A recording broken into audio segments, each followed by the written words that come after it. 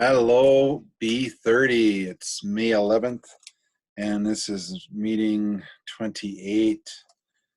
So we're getting close to 50 here, just for between my B30 class and my A10 class. So that's pretty cool. Let's get into Act 3. We're at the climax of the play for Hamlet. And Act 3, Scene 1 is on page 135. So this is, we'll get through what we can for this time, especially since these are posted on YouTube under the Heskin ELA YouTube site. So Act 3, Scene 1, we have King Claudius with the Queen Gertrude. They're asking Rosencrantz and Guildenstern for the report of what did they find out. Okay, so Rosencrantz says that we do know that there is something bothering Hamlet, and maybe it has something to do with his dad's passing, and the fact that I'm sorry, sire, but the fact that you and Gertrude got married 2 months after the fact. So, but aside from that, it's not definite or anything like that. But that's what we, based on our conversation, that seems to be where Hamlet's current state of mind is at, and so then the Queen goes, well, did you talk about, like some of the things you did at school and things like that, kind of just to keep him engaged, that kind of stuff? And Rosencrantz said, we did, but then when these players came in, and he seemed very excited about the play, and maybe that might be a good distraction for him, maybe get him back on track. So and Polonius, he's in there as well, and he says, yeah, that's what I observed too, when the players came, that Hamlet seemed to be very engaged in that, and now Polonius didn't say that Hamlet was being rude to him, but he did say that this play seems to be a good distraction for Hamlet. So the king says that, well, that makes me feel better, and so I'm glad it's nothing else. So let's see what happens. Hopefully this play will be the thing that will get Hamlet back on his feet again. So now they leave, and then the king says, okay, now I said that for them, but I still think there's something else going on with Hamlet. So we're going, Gertrude, we're going to observe your son and see how he reacts to Ophelia, whether it's still that spurned love, the fact that Hamlet and Ophelia can't see each other, or because Polonius said so back in Act 1, Scene 3, Scene 3, and so we need to figure out once and for all whether or not this is just an act or whatever the case. And for the first time, we find out that the king is starting to get a little nervous, that maybe Hamlet does know what's going on, that I killed his father, my brother, and so this is becoming a real burden for me, and I need to find out right away what's going on, because I don't know. I don't know what I'm going to do if Hamlet does find out, and if he does find out, will he want to take the crown away from me, and of course, and split Gertrude and I up, and that kind of stuff. So he's very selfish in his mind, or in this part here, and so whenever it says aside in the play, that's, again, we get to listen in, but nobody else can hear. It could be inside your when we speak inside our minds and stuff like that. Only we can hear what we're saying. So we get it. We get a chance to see how this is playing out in Claudius's mind, because it feels like the walls are caving in on him sooner than he had expected, or even at all for that matter. He thought he got away with it pretty clean.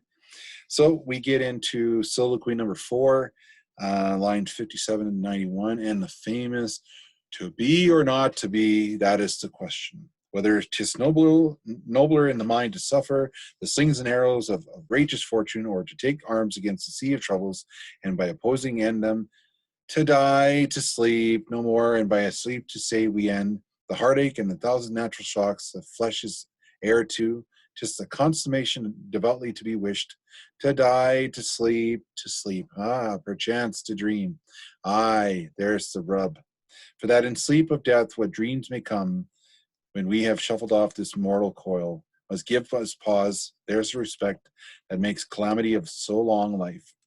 For who would bear the whips and scorns of time, the oppressor's wrong, the proud man's contumely, the pang of despised love and lost delay, the insolence of office, and the spurns that the patient merit of the unworthy takes, when he himself might as quiet as be, with a bare bodkin? Who would fardos bear, to grunt and sweat under the weary life, but that dread of something after death, the undiscovered country, from whose born no travelers return, puzzles the will, and makes us rather bear those ills we have than fly others that we know not of. Thus conscience does make cowards of us all. And thus the native hue of resolution is sicklied, or with the pale cast of thought, and enterprises of great pith and moment, with this regard, their currents turn awry and lose the name of action. Soft you know, the fair Ophelia, nymph, in thy horizons be all my sins remembered. Okay, so Ophelia comes walking in. Now we know that Claudius and Polonius are watching from afar or from a distance. In the movie, it's a two-way mirror. In the play, it'd be like one of those big rug curtains that they would have in castles to hide different pathways and corridors and stuff like that. So Ophelia comes in, and so at first it's like, finally I get to see you and all that kind of stuff, and Ophelia, same thing. The affection's there, the love's there, and then Ophelia, she's being instructed by Polonius that she needs to give back the gifts that Hamlet has given to her, and because Polonius and Claudius want to see how he's going to react. So once she does that, and says, I have some gifts for you that you gave to me. I'm gonna give them back to you because I don't need them anymore, or I can't have them anymore anyways." And then of course Hamlet it's like a switch. Goes from showing his love and emotion and care for Ophelia, and all of a sudden it's like, whoa, something's not right here. Okay, so I gotta switch gears, because if people find out that I am not mad, that kind of thing, I'm my plan is done. I can't pursue any chance of freeing my father's soul from purgatory. So switch gears, and now he becomes, we'll say, he starts to question Ophelia's behavior, and says, "Are you fair? Like, are you true? Are you honest? Because right now you're doing something that's not honest." And so Ophelia has to, of course, now play her game and respond and try to keep the distance accordingly. So because she's following her father's instructions. And so Hamlet spends a little bit of time about honesty and why honesty is important. And she continues to lie to him. It's contradictory of her behavior, especially the fact that they shared so much with each other. And they had honesty and truth and all that, and now it's not there. So Hamlet says, "Get thee to a nunnery," and it's like, get out of here. You should not even be here right now because of what's going to happen. Get thee to a nunnery, get thee safely out of this place, because right now uh, what's happening in this castle is not normal. Okay, so get out of here. And of course, she doesn't understand why he's saying this. And a nunnery back in the day, um, it's a lot of women that did not have any homes, who were kicked out or and things like that. They were sent to the nunnery to to live a life of servitude or isolation, stuff like that. And so it's in this case, Ophelia,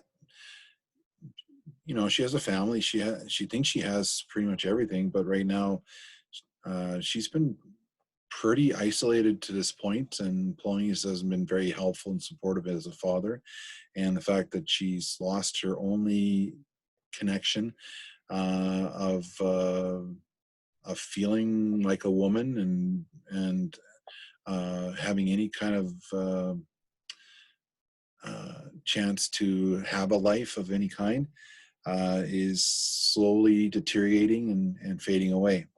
And so Hamlet continues to just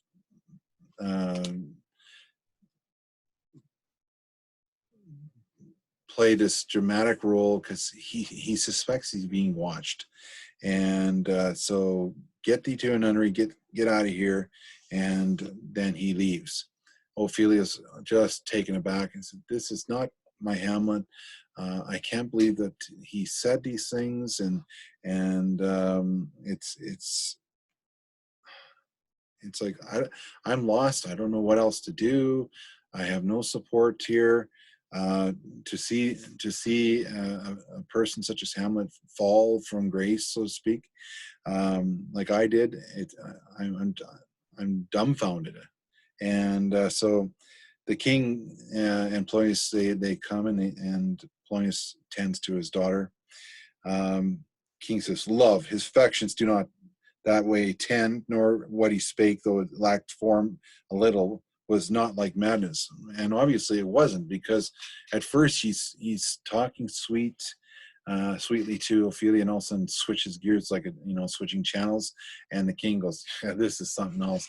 And it's probably what I suspect. Maybe Hamlet does know something about how I got the crown and so on and so forth. So um, it's we got to watch this guy, and until we can do something, and probably the best thing we can do right now is to send Hamlet to England, let England deal with him, get rid of him, and because if he continues on this path, it's going to cause problems for Claudius. And he finishes off the scene. "It shall be so," sending him to England. "Madness and great ones must not unwatched go. So watch your back." Okay, so that's scene 1 of Act 3. And we'll stay tuned for scene 2. Take care and be safe.